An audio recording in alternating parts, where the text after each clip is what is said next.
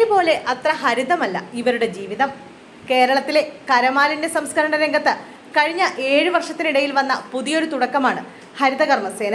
പക്ഷേ പേര് പോലെ ഹരിതമല്ല ഇവരുടെ ജീവിതം. സമൂഹത്തിൽ ചിലരെങ്കിലും ഹരിതകർമ്മസേനാംഗങ്ങളെ അകറ്റി നിർത്തുന്നവരാണ്.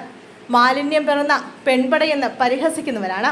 പക്ഷേ ഈ കൂട്ടർ ഇതിനോടകം തന്നെ നമ്മുടെ മാലിന്യ സംസ്കരണ മേഖലയുടെ നട്ടെല്ലായി മാറിയിരിക്കുന്നു എന്നത് യാഥാർത്ഥ്യമാണ്. മാറണം നമ്മുടെ മനോഭാവവും ശീലങ്ങളും. വീട്ടിലെ പ്ലാസ്റ്റിക്കും കൊടുക്കണം, പൈസയും കൊടുക്കണോ? ഇതാണ് പലരുടെയും സംശയം. ഹരിതകർമ്മസേന വരുന്നത് കാണുമ്പോൾ വാതിൽ പൂട്ടി അകത്തിരിക്കുന്നവരുടെ എണ്ണവും കുറവല്ല. അവരോടുള്ള നീരസം തീർക്കാൻ എന്ന രീതിയിൽ പ്ലാസ്റ്റിക്കിനൊപ്പം സാനിറ്ററി പാഡുകളും മറ്റും കൂട്ടിക്കലർത്തി കൊടുക്കുന്നവരുമുണ്ട് നമുക്കിടയിൽ.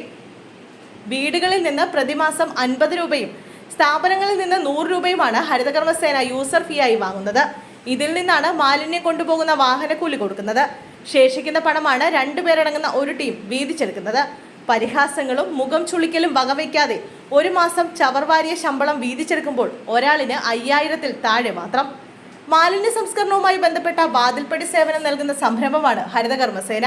ഒരു വാർഡിൽ 2 ഹരിതകർമ്മസേനാംഗങ്ങളെ വീതമാണ് നിയോഗിച്ചിട്ടുള്ളത്. ഹരിത കേരള മിഷന്റെ കണക്ക് പ്രകാരം 938 തദ്ദേശ സ്വയംഭരണ സ്ഥാപനങ്ങളിലായി 28,632 പരം ഹരിതകർമ്മസേനാംഗങ്ങൾ സജീവമായി പ്രവർത്തിക്കുന്നുണ്ട്. നമ്മുടെ വീട്ടുമുറ്റത്തെത്തി നമ്മുടെ മാലിന്യം നീക്കം ചെയ്യുന്നവരോട് ഒരൽപ്പം സ്നേഹം നൽകാൻ മനസ്സുണ്ടാവണം. അവരത് ആഗ്രഹിക്കുന്നുണ്ട്.